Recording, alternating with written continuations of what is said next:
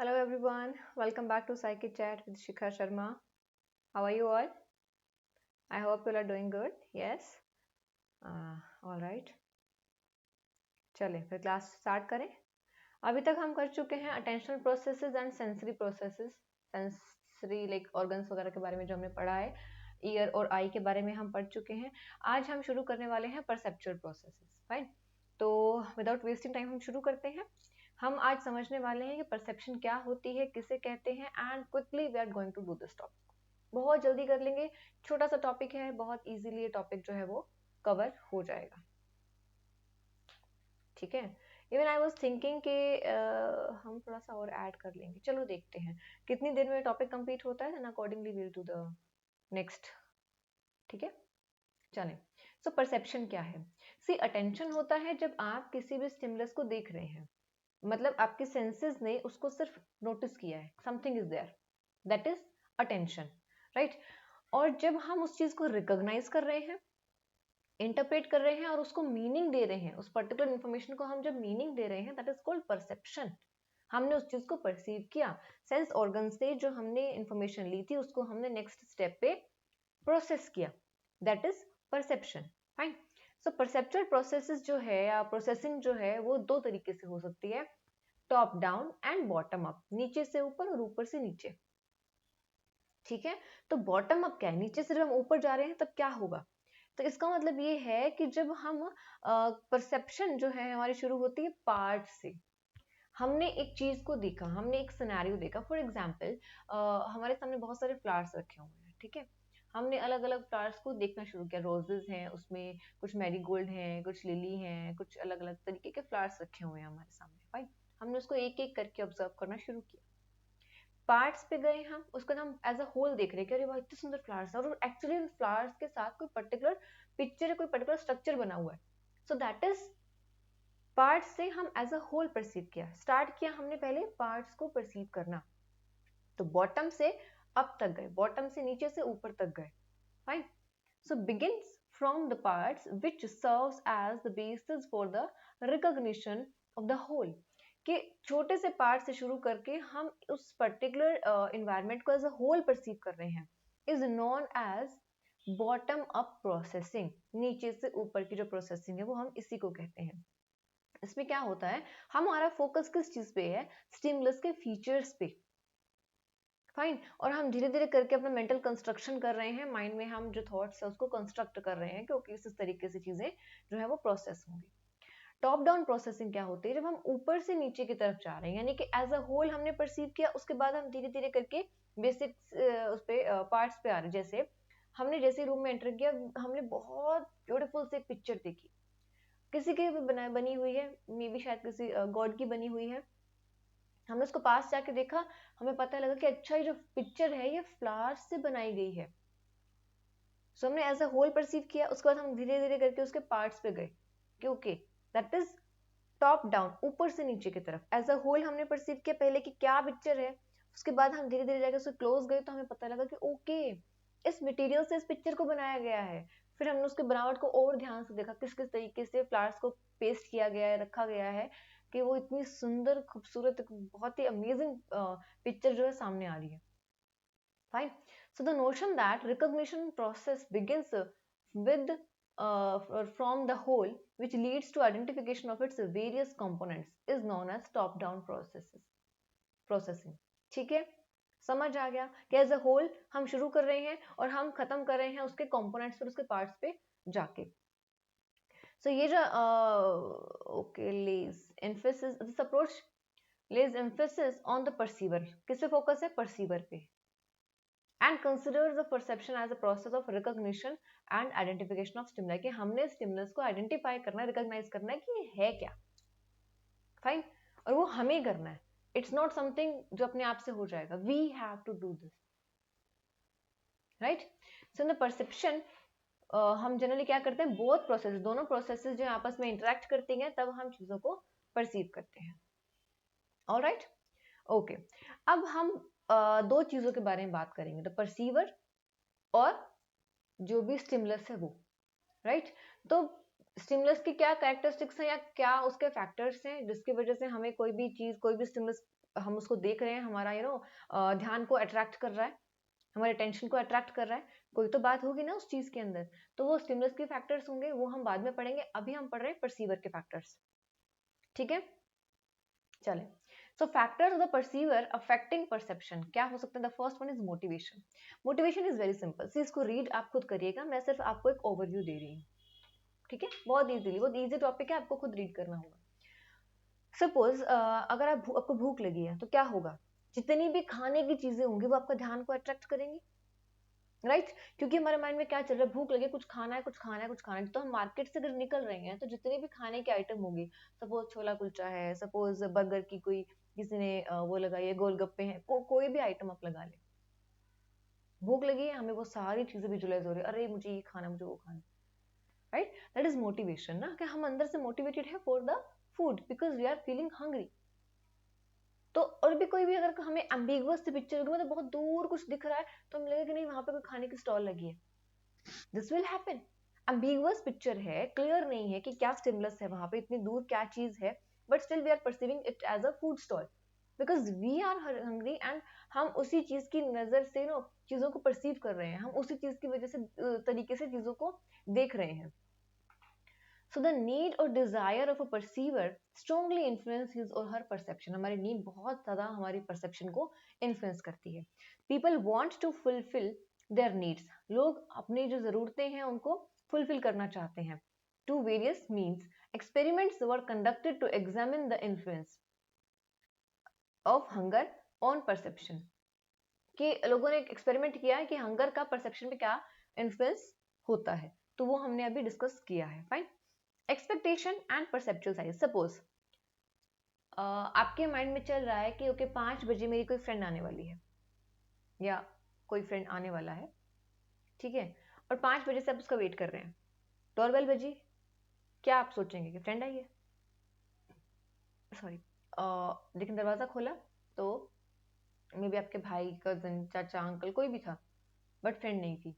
तो that is our expectation ना, कि क्योंकि हमें एक्सपेक्टेशन है, वी आर एक्सपेक्टिंग कि समबडी विल कम, तो जैसे डोरबेल बजेगी तो हम क्या सोचेंगे, भाई आया होगा, होता है ना ऐसा। The phenomenon of perceptual familiarisation of or perceptual generalization reflects a strong tendency to see what we expect to see. जो हम एक्सपेक्ट कर रहे थे वही हम देखेंगे, ये फिनोमेना इस चीज को कहता है कि हम जनरलाइजेशन कर देते हैं, भाई हम जो सोच रहे वही होगा, हुआ होगा। So when the results do not accurately reflect external reality, हो इवन ऐसा भी हो सकता है जब के जो रिजल्ट है वो कुछ हो, यानी कि फ्रेंड की जगह कोई और हो, विच इज क्वाइट पॉसिबल ना, and that is quite normal. तब भी हम क्या करेंगे, एक्सपेक्टेशन रहेगी, दोबारा फिर डोरबेल बजेगी तब लगेगा कि नहीं फ्रेंड आई होगी, होता है ना, expectations. Cognitive style. Okay, cognitive style का मतलब हो गया सिंपली हम किस तरीके से चीजों से डील करते हैं।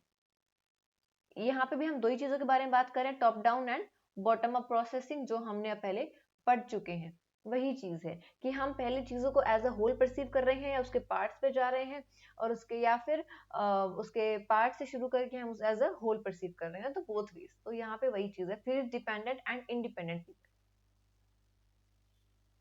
फाइन, नेक्स्ट स्लाइड पे चलें, फिर चलते हैं, लास्ट स्लाइड आज की। नहीं, देखते हैं कितनी देर हुई है अभी, फिर बताती हूँ मैं अब क्या करना है। Cultural background and experiences. See जिस तरह के कल्चर में हम रहते हैं उस चीज का हमारे परसेप्शन पे इफेक्ट होता है ना। इमेजिन करें अब कि हमारे यहाँ पे फेस्टिवल्स को हम कितना एंथुजियास्टिकली सेलिब्रेट करते हैं ना, कोई भी फेस्टिवल हो हम बहुत खुशी से सेलिब्रेट करते हैं। वहीं पे अगर आप किसी ऐसे कल्चर में चले जाते हैं जहाँ पे फेस्टिवल्स को इतना इंपॉर्टेंस नहीं दी जाती, कि ठीक है चलो आज है फेस्टिवल, ओके फाइन, तो आपको वहाँ पे चीजें कुछ डिफरेंट नहीं लगेंगी, मतलब आपको बहुत अलग एक्सपीरियंस होगा ना वहाँ पे, राइट? ऐसे ही पर क्योंकि हम परसेप्शन की बात कर रहे हैं तो मैं आपको ऐसे एग्जांपल देती हूँ, जैसे इजिप्ट वगैरह जैसे जो कंट्रीज में हम जाएंगे तो वहां पे क्या होता है, ज्यादातर जो बिल्डिंग्स हैं, क्योंकि वहां पे पूरा का पूरा क्या है, रेगिस्तान है, राइट, कंप्लीट वहां पे डेजर्ट है। तो वहां पे क्या हो रहा है, जब हम बिल्डिंग्स बनाते हैं तो हम ऐसा triangular shape, like pyramid shape में बनाते हैं। क्या बेनिफिट होता है उसका, मुझे भी नहीं पता, सर्च कर लेना। बट वहाँ पे कोई पर्टिकुलर जियोग्राफिकल रीजन है उस एरिया का, जिसकी वजह से वहाँ पे पिरामिड बेस्ड जो है वो बनती है। मे बी शायद, if I am not wrong, उसमें गर्मी की वजह से होता है, बिकॉज वहाँ धूप बहुत होती है, गर्मी बहुत ज्यादा होती है। तो सनराइज जब पिरामिड की शेप वाली बिल्डिंग पे पड़ती है तो अंदर वहाँ पे मतलब जो वो है रिफ्लेक्ट हो जाती है, सनरेज जो है वो रिफ्लेक्ट हो जाती है, तो अंदर इतनी गर्मी नहीं रहती है। और पिरामिड के अंदर जो है वो मौसम काफी ठंडा रहता है, मतलब इन्वायरमेंट काफी ठंडा होता है। I think this was the reason, मैंने शायद कहीं पढ़ा था, मुझे एग्जैक्टली याद नहीं आ रहा है। तो maybe I am not right, but शायद ऐसा ही कुछ रीजन है। सो बेसिकली क्या होता है, अब वहां पे जहाँ पे हर एक इंसान एक ट्रायंगुलर और पिरामिड शेप वाली बिल्डिंग में रह रहा है और उस तरह के ही बिल्डिंग को वो अपने आसपास देख रहा है, जब वो यहाँ आएगा तो उसको कुछ अलग नहीं लगेगा? लगेगा ना।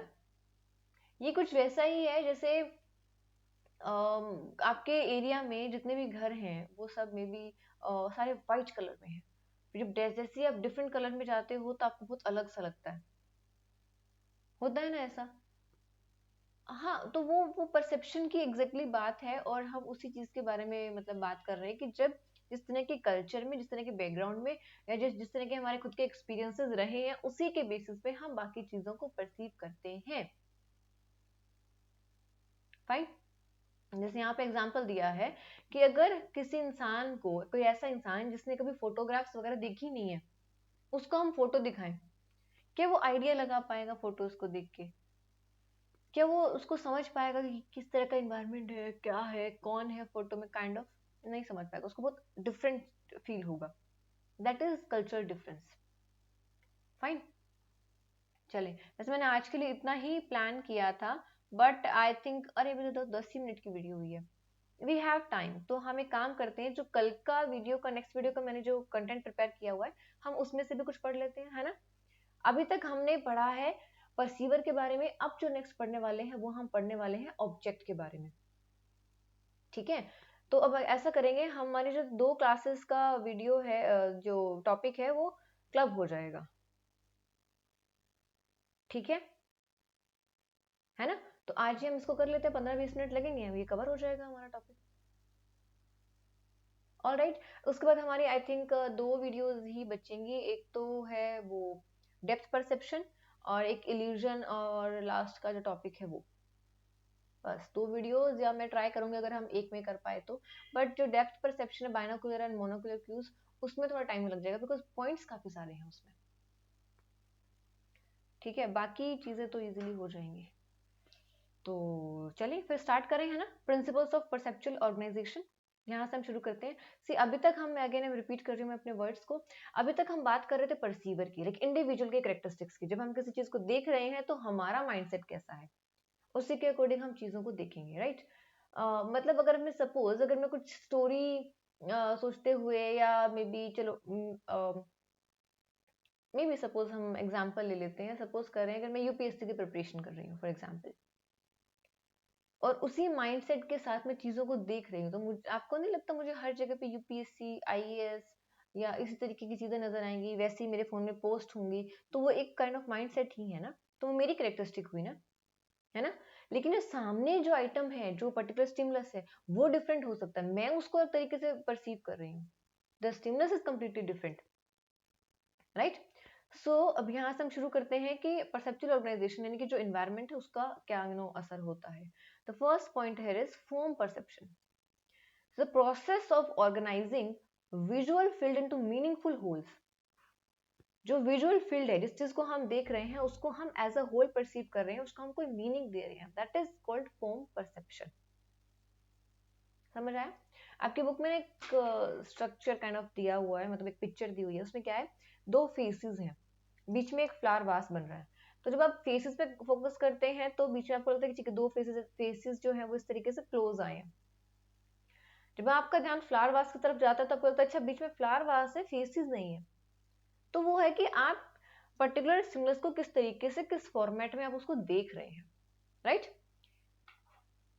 So next is according to Gestalt psychologist. Gestalt psychologist क्या बोलते हैं? We perceive different stimuli not as discrete element but as an organized whole. हम किसी भी स्टिमुलस को परसीव करते हैं तो हम उसको अलग अलग एलिमेंट्स में परसीव नहीं कर रहे हैं, हम उसको एज अ होल परसीव कर रहे हैं कि something is complete, right, and carries a definite form, और एक डेफिनेट फॉर्म है उसकी, एक शेप है. They believe that the form of an object lies in its a whole. मतलब जब हम एक पिक्चर को, एक पर्टिकुलर आइटम को, एक स्टिमुलस को एज अ होल परसीव कर रहे हैं, as a complete picture perceive कर रहे हैं, तो उसमें हमें ज्यादा इंफॉर्मेशन मिलेगी एज कंपेयर टू अगर हम उसके पार्ट्स को ऑब्जर्व कर रहे हैं. जैसे कि अगर आपने फोटो को देखा, आपने देखा फ्लावर्स से बनी हुई फोटो है, अलग अलग कलर्स के फ्लावर देख रहे हैं आप, और देख रहे हैं आप, शेप्स देख रहे हैं फ्लावर्स की, किस किस तरीके से उनको प्लेस किया गया है एंड ऑल. लेकिन जब आप उसको एज अ होल परसीव करेंगे तो you are having a complete picture ना, कि ये मे भी शायद किसी भी गॉड की, किसी भी इंडिविजुअल की पिक्चर बनी हुई है, राइट. तो that is a different thing ना. तो आपके पास जब एज अ होल आप उस फोटो को देख रहे हैं, उस पिक्चर को देख रहे हैं, आपके पास ज्यादा इंफॉर्मेशन है एज कंपेयर टू जब आप उसके पार्ट्स को देख रहे हैं. Getting the point. तो यही जो प्रिंसिपल है गेस्टॉल्ट का, इसी प्रिंसिपल के साथ हम आगे बढ़ते हैं. तो इन्होंने बेसिकली क्या कहा है, जब हम एक चीज को पे फोकस कर रहे हैं तो फिगर अलग है, बैकग्राउंड अलग है. समझे? नहीं समझे? सो आई एम सिटिंग, मेरे पीछे एक वॉल है, तो wall is a different thing, I am figure, मैं वॉल से उभरा हुआ एक फिगर हूँ जिसको आप देख रहे हैं, एक पर्टिकुलर पिक्चर है. दीवार पे टंगी हुई एक वॉल पेंटिंग है, तो wall is a background and painting is a figure, right. In the same way अगर आपके बोर्ड के ऊपर कुछ लिखा हुआ है, ब्लैक बोर्ड है, व्हाइट बोर्ड है आपके ऊपर, उस पर कुछ मैम ने लिख दिया, टीचर ने लिख दिया, तो बोर्ड इज अ बैकग्राउंड और that particular written part is a figure, तो वो उभर के सामने आ रहा है. तो हम कैसे फिगर और ग्राउंड को डिस्टिंग्विश करते हैं, उसको अलग कैसे करते हैं, इस पे हम देखते हैं. समझे? बहुत इंटरेस्टिंग है, बहुत लॉजिकल चीजें हैं, बहुत इंटरेस्टिंग चीजें हैं. ध्यान से समझे इस चीज को. अब देखें, सो फिगर और ग्राउंड के जो है उसके कुछ कैरेक्टरिस्टिक्स होती हैं. तो फिगर जो है उसके डेफिनेट फॉर्म है, यानी कि एक व्हाइट बोर्ड है, उसके ऊपर सपोज मैंने अपना खुद का नाम लिख दिया शिखा, तो मेरे नाम की कुछ पर्टिकुलर शेप है, कुछ फॉर्म है, हम उसका कुछ मीनिंग निकाल सकते हैं. लेकिन जो बैकग्राउंड है वो क्या है, फॉर्मलेस है. बोर्ड ही तो है ना, उसमें क्या शेप है, मतलब वो है कि एक शेप है, ऑफ कोर्स हमें पता है रेक्टेंगुलर शेप है, लेकिन क्या जब हम ग्राउंड में किसी ट्री को देख रहे हैं, क्या उसकी कोई फॉर्म है ग्राउंड की, नहीं है, फॉर्मलेस है, बट ट्री की एक फॉर्म है. Got it? Figure is more organised as compare to its background. तो ऑफ कोर्स ट्री ऑर्गेनाइज्ड है ना, हमने उसको ऑर्गेनाइज करके रखा है, मतलब बना हुआ है वो, बट बैकग्राउंड का कोई कोई ऑर्गेनाइज कर सकता है? कितना ह्यूज बैकग्राउंड है, पूरे प्ले ग्राउंड में एक पेड़ है, तो ground is so much huge, है ना. फिगर हैज क्लियर कॉन्टर और आउटलाइन. फिगर की कंप्लीट प्रॉपरली एक आउटलाइन होती है. इट्स नॉट लाइक वो आउटलाइन के बिना नहीं हो सकता. पेड़ है, उसकी एक पर्टिकुलर शेप है भाई, हम तभी बता पाते हैं कि वो पेड़ है, एक पौधा है, राइट. वहीं पे जो बैकग्राउंड है उसकी कोई आउटलाइन है. ग्राउंड कितना बड़ा है, उसकी कोई आउटलाइन हो सकती है? नहीं हो सकती.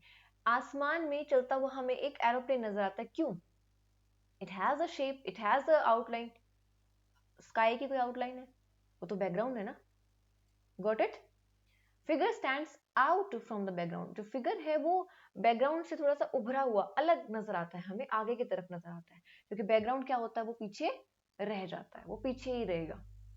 Figure appears more clear, limited and relatively nearer. हमें क्या लगता है, अच्छा फ्लाइट जब ऊपर उड़ रही है हवा में, फ्लाइट जा रही है, हम उसको देख रहे हैं, होता है ना, हवाई जहाज के आवाज आते ही ऐसे नॉर्मल नॉर्मल है, तो हम उसको देख रहे हैं, तो क्या ऐसा नहीं लगता कि जो that aeroplane is comparatively nearer to us than the sky, होता है ना. तो जो फिगर है वो हमें नजदीक प्रतीत होता है, नजर आता है, डजंट मीन कि वो हमारे पास है, बट हाँ बैकग्राउंड के कंपैरेटिवली फिगर हमारे नजदीक होता है. समझे? और जो बैकग्राउंड है वो क्या है, अनक्लियर है, अनलिमिटेड है और अवे है. बस बिल्कुल इतना ही है. फिगर और ग्राउंड के जो कैरेक्टरिस्टिक्स हैं वो 5 कैरेक्टरिस्टिक्स हैं, इनको लर्न कर लीजिएगा, इस पे क्वेश्चन अक्सर पूछते हैं.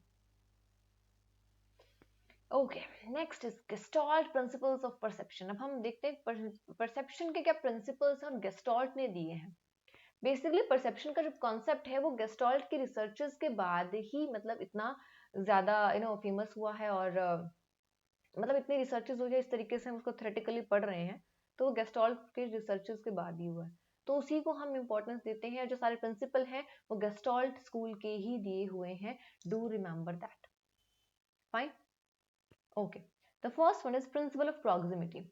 अब आप सोचें, ये आपकी पूरी क्लास के स्टूडेंट्स हैं, ठीक है, ये कोई और क्लास के स्टूडेंट्स हैं। अब आपकी क्लास के स्टूडेंट्स है इसलिए आप नजदीक में हो ना, या नजदीक हो, अब कोई टीचर अननोन टीचर आ रहा है, आपसे पूछा गया 6th क्लास कहाँ बैठी है, 11th क्लास कहाँ बैठी, 12th क्लास कहाँ बैठी, फॉर एग्जाम्पल, बट वो आइडिया लगा सकते हैं, okay this one is 11th class, this is class 12th, okay fine, होता है ना, because you are sitting in a group, तो हम उसको एज अ ग्रुप परसीव कर रहे हैं ना। So objects that are close together, जो एक दूसरे के साथ है, क्लोज है in space and time, are perceived as belonging together. तो हम उसको कैसे परसीव करेंगे कि ये जो ऑब्जेक्ट्स एक दूसरे से जुड़े हुए हैं, और एज अ ग्रुप हम उसको परसीव कर रहे हैं। फाइन, तो जो ये पर्टिकुलर ये लाइन है, इस लाइन के जितने भी डॉट्स है वो इस ग्रुप का हिस्सा नहीं है, उसको हमने उसको बाहर निकाल दिया, निकलो तुम यहाँ से, ठीक है। प्रॉक्सिमिटी मतलब क्लोजनेस, नजदीक में, ऐसा ही है ना। अगर आप दो गर्ल्स साथ में चल रही हैं तो हाँ वो फ्रेंड्स होंगी, तभी साथ में चल रही हैं, अननोन लड़कियां तो चलती नहीं ना, ऑफ कोर्स ये चीज है, अननोन कोई भी दो लोग हो वो नहीं चलेंगे ना, तो उनका कोई ना कोई रिलेशन होगा, मे बी सिस्टर हैं या फ्रेंड्स हैं या जो भी है। प्रिंसिपल ऑफ सिमिलैरिटी, सिमिलैरिटी का प्रिंसिपल क्या बोलता है, objects that are similar to one another have similar characteristics. एक सेकेंड, अब बैटरी गई।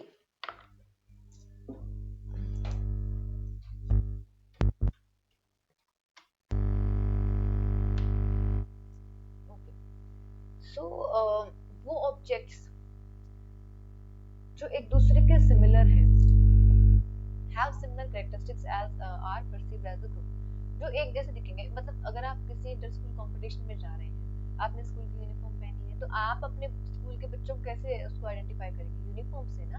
तो सिमिलैरिटी का प्रिंसिपल हो गया, तो एक जैसे जो चीजें हमें लगता है कि हाँ इस सेम जगह से बिलोंग करती हैं, गॉट इट, समझे। सो दिस एंड दिस, मतलब ब्लैक ब्लैक वाले देख सकते हैं हम, ये एक ग्रुप है, ब्लैक ब्लैक वाला एक ग्रुप है, या फिर सर्कल अलग, ट्रायंगल अलग, सर्कल अलग, ट्रायंगल अलग, तो एक जैसे उसका एक ग्रुप बना सकते हैं, राइट। तो प्रिंसिपल ऑफ सिमिलैरिटी, तो एक जैसा जो भी है वो एक ग्रुप से बिलोंग करता है, समझे। So this picture is for this principle, okay. Principal of continuity, अब यहाँ पे हम बीच में जो है पॉइंट, उसको भी हम एक नाम दे देते हैं P, फॉर एग्जाम्पल। ये क्या कहता है, we tend to perceive objects as belonging together if they appear to form a continuous pattern। मतलब अगर फिगर्स, अगर कोई भी पर्टिकुलर पैटर्न है बना हुआ है, वो कॉन्टिन्यूस पैटर्न में है, कोई भी फिगर कॉन्टिन्यूस पैटर्न में है, कोई भी ऑब्जेक्ट लगा सकते हैं, उसको हम एज अ बिलोंगिंग, मतलब वो जुड़े हुए हैं ऐसा परसीव करेंगे। यानी कि हम इसको कैसे देखेंगे, बी और सी एक लाइन है, ना कि सी पी अलग और पी भी अलग, हम उसको इस तरीके से परसीव नहीं करेंगे। हम क्या कहेंगे, बी और सी एक लाइन है, हम कॉन्टिन्यूस में चलेंगे, कॉन्टिन्यूटी में भी, यहाँ से ए से शुरू होके ये लाइन डी पे खत्म हो रही है, पी का हमने देखा ही नहीं, पी पे चलो इंटरसेक्ट कर रही है, इंटरसेक्टिव बोलेंगे ना, कट रही है बीच में बेसिकली, ठीक है। Principle of continuity done.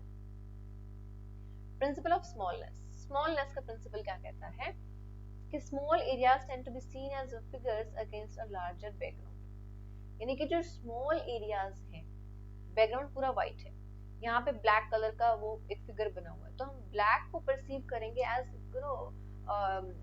White को हम बैकग्राउंड बनाएंगे, बिकॉज वो ज्यादा एरिया है और ब्लैक जो है वो हाईलाइट हो रहा है। इस पिक्चर में अपोजिट है, इस पिक्चर में क्योंकि ब्लैक वाला पोर्शन ज्यादा है, व्हाइट वाला कम है, तो व्हाइट वाले को हम पिक करके उसको एक फिगर बना देते हैं।